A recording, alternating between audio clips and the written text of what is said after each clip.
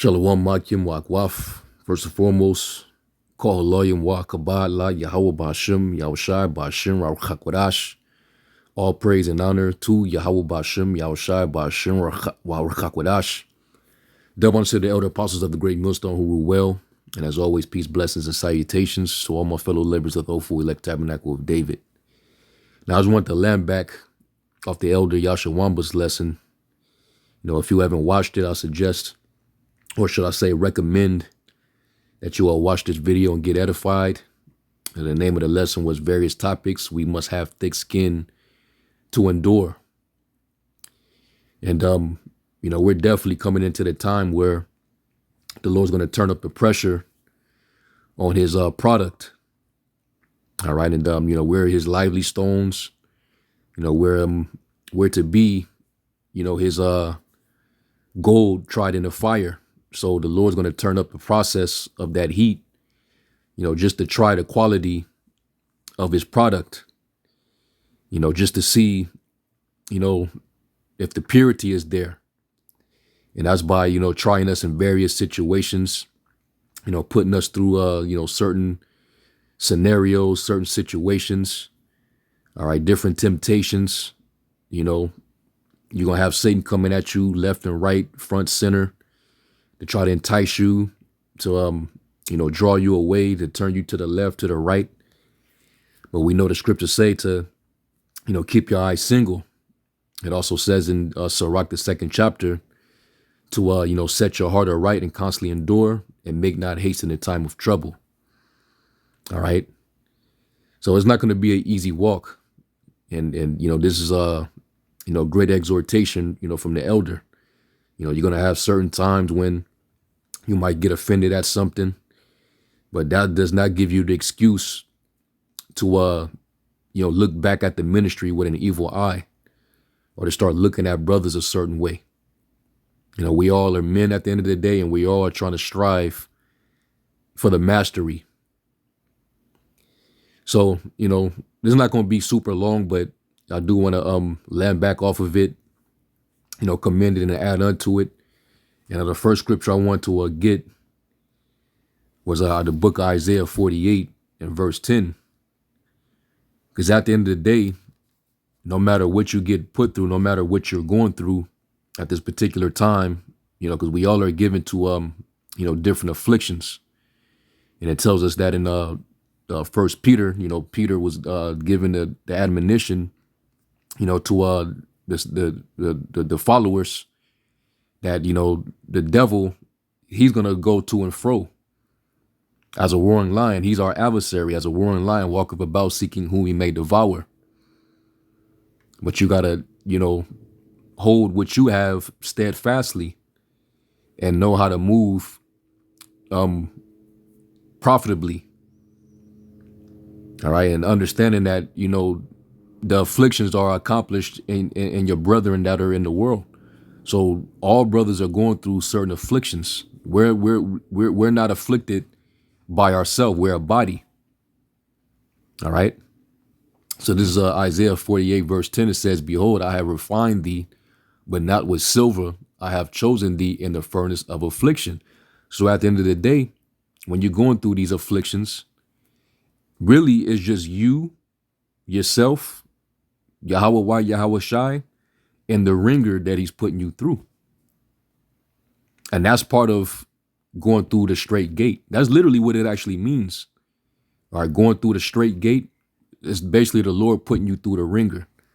Now, that's an idiom. All right, let's look that up. Put through the ringer meaning. And it says, through a series of very difficult or unpleasant experiences. All right. So that's basically what that means. So the Lord actually chose you and put you through the ringer just to try his product.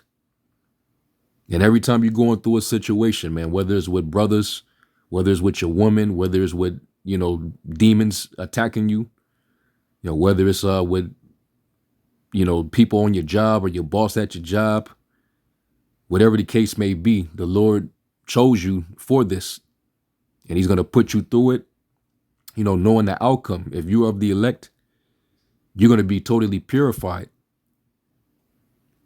All right. You're going to be purified, clean, innocent, a purified and tried product. That's approved for top-notch quality. That's the end game. That's what's going to be the final result after you didn't, been through it and been tried and tested, put through that fire, the fiery furnace of affliction. Okay. So let's go from there. Let's go to Proverbs 17, verse 3.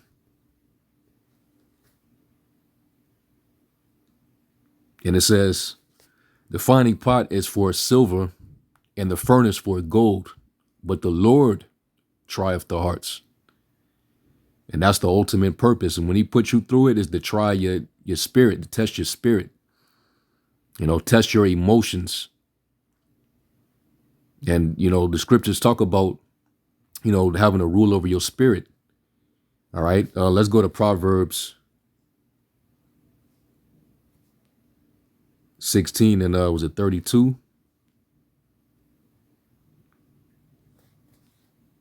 Let me go to the other translations real quick.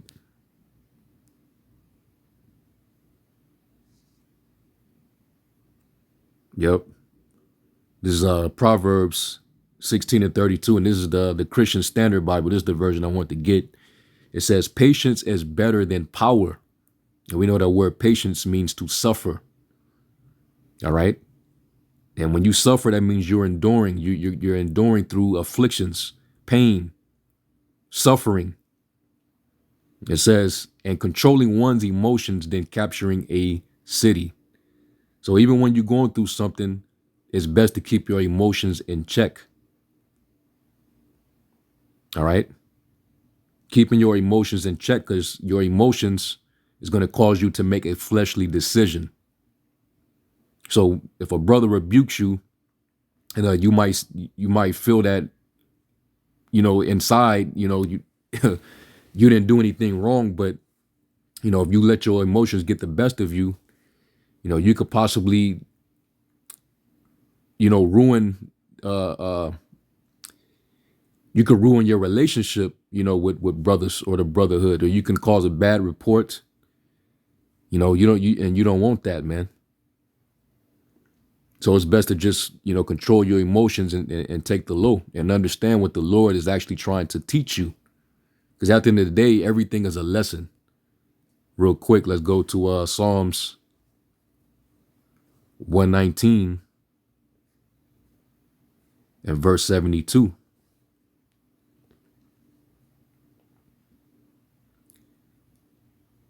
Let me see.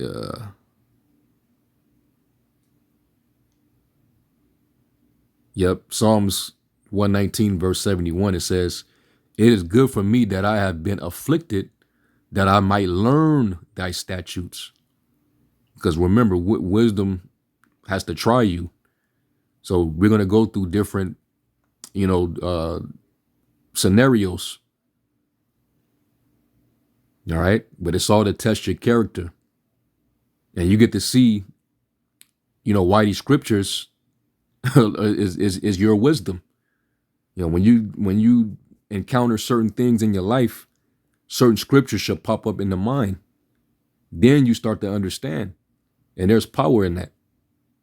Then you start to gain that experience. This is all to help us become perfect, complete in Yahweh Shai. Yahweh Shai was put through the ringer, and look how he came out. So let's go from there to Hebrews, the 12th chapter, because it's all discipline at the end of the day. All right, Hebrews chapter 12.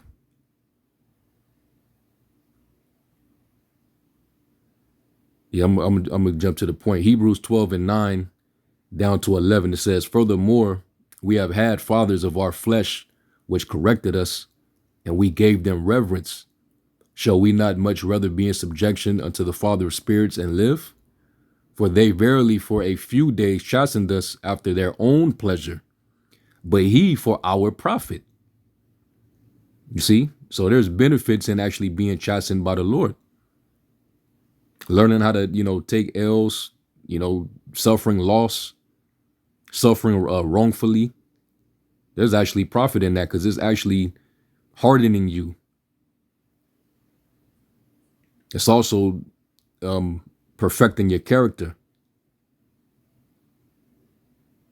It says that we might be partakers of his holiness.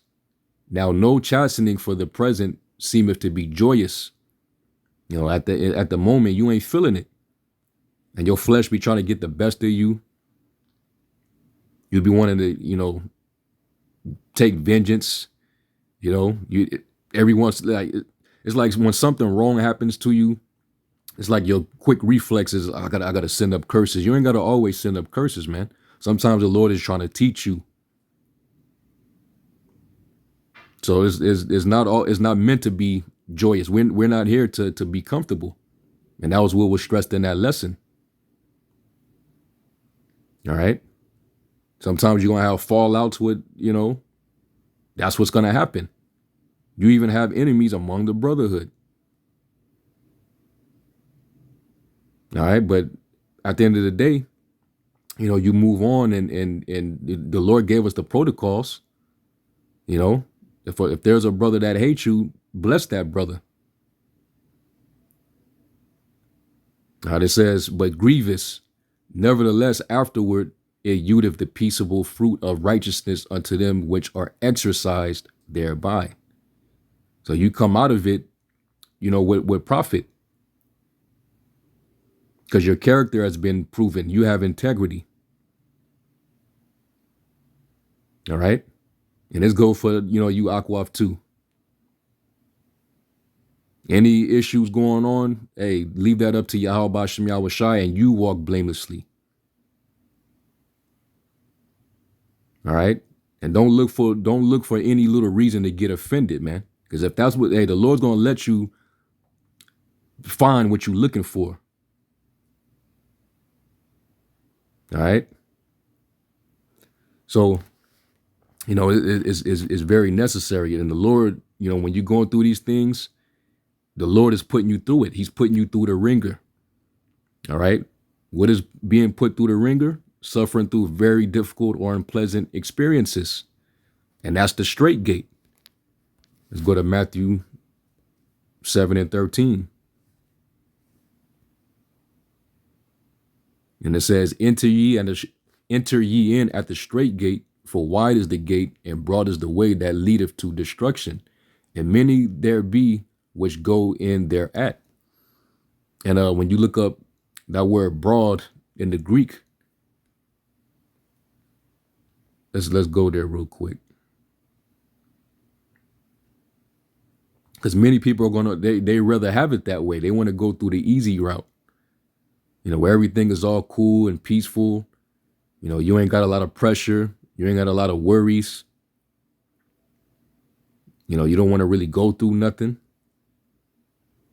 So like, yeah, here it is. And the word is Strong's G 2149, Yerucharas. Yerucharas. Yerucharas. And it says spacious, broad, spacious. All right, now when you do a Google on it,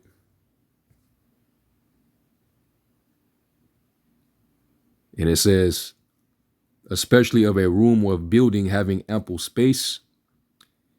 And then it says the word roomy, commodious. Let's look up that word commodious. Commodious, especially of furniture or a building, roomy and comfortable.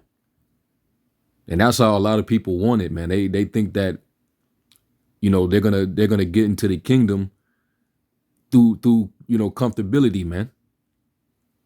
Like they're just gonna have it, all oozy and wholesome and everything is gonna be comfortable. Nah, man, you gonna go through some stuff. All right. And guess what? If you one of those men that the Lord is choosing, he's gonna put you through it anyway. He's gonna make sure you're not comfortable. Now you're gonna have certain moments where everything seems to be cool. You know, the Lord might give you a rest here and there, but for the most part, it ain't meant to be that way. And remember, the way we getting into the kingdom, the way is so narrow that it's only enough space for one man only, you know, to get through it. Let's go to second Ezra 8 real quick.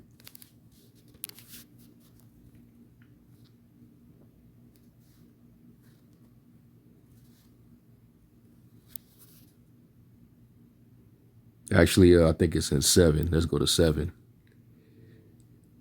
Second Ezra chapter 7 and verse 7. It says, I'll start at 6. It says, there's also another thing. A city is builded and set upon a broad field and is full of good things, and that's the kingdom.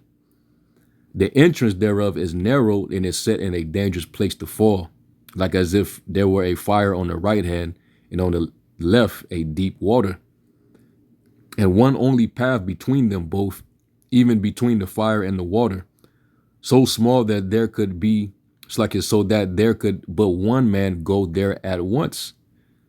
So that's how narrow this path is. So it's not going to be easy at all.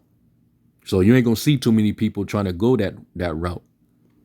And those that make, you know, they let the emotions get the best of them, they give into the flesh, they may hasten the time of trouble. They're gonna want out. They ain't gonna want to go that route. They're gonna turn around, walk back, and then go through the wide gate, the broad way, the more comfortable way. All right, and once you do that, that's it. You didn't either went into the fire or to the deep water, man. All right. So, you know, we got to ponder the path, man, and not give in to whatever is sent our way. And the Lord always make a way for you to escape it. All right, because he knows that what you can bear. All right, 1 Corinthians 10 and 13.